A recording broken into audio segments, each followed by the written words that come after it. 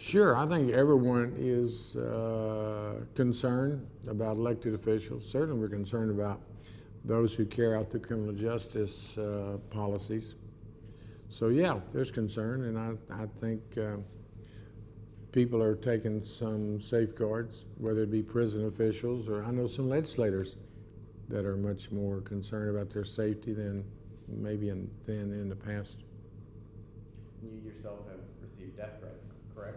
Yeah, I've been threatened a couple of times in the past, and apparently recently I got a threat, and then they did change their mind. I think they decided they were joking, but I take it serious, and I know law enforcement's taking it serious. So, you know, not much you can do. You got to go to work, live a normal life. You just kind of be cautious and aware of your surroundings. So, you know, they can't keep you from doing your work, so you just deal with it.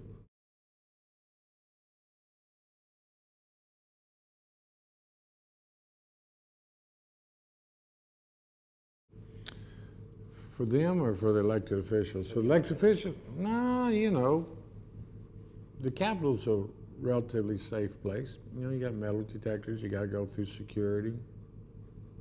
But there's probably no perfect system. You know, you just live right and work hard and see what happens. Talk to me about your... Probably need to quit texting and driving more than anything. That'd probably improve all of our safety more than some threat out of prison system.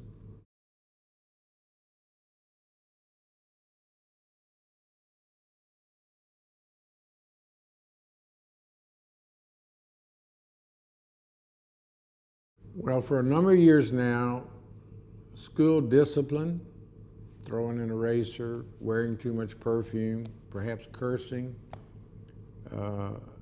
Students have been issued a Class C misdemeanor for disorderly conduct, which I think is nuts for school discipline. Now, if they violate the penal code while they're in school, they fight, they assault someone, they bring a weapon or drugs, that's a violation of the penal code and they should be filed against. So you got to distinguish discipline from violating the law. Then you got the issue of truancy. You know, it's nuts to me that someone is having problems, whether it's a mental health issue, a drug or alcohol issue, maybe their parents are going through a divorce, whatever is interfering with the student's class attendance, you write them, many school districts now write them a ticket. My judgment and listening to other stakeholders, that doesn't solve a thing. In fact, it compounds the issue, creates problems because then the student has to go to court, the parent has to go to court if you can find a parent. You write them a ticket and it doesn't solve the root problems. Or in the alternative, sometimes the problem's been worked out. Student was missing class, you write them a ticket, a month later when they go to court, they've solved their difficulties. So I think we need to work with the students and their family to determine why aren't you going to school? Classic example, Houston writes a ticket, independent school district out of Houston. Someone makes a home visit after they've written a ticket, young lady, inner city young lady, 14 months pregnant. She's 14 and she's pregnant, not 14 months pregnant, but she'd have a mess on her hands. She's 14 years old and pregnant and has no clothing to properly go to school. So she misses.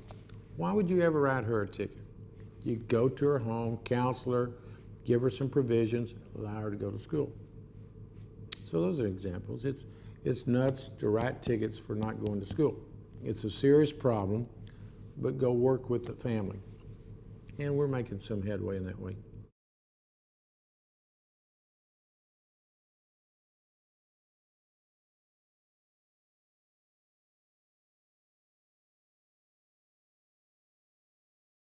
Yeah, I don't know that we've done a whole lot more this session, but when we entered the session, there's a pretty good awareness that you look for alternatives to incarceration for nonviolent drug and alcohol related offenses.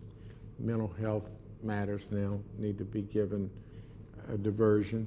You know, we'll always need prisons for violent offenders, murders, rapists, child molesters. You lock them up for long periods of time.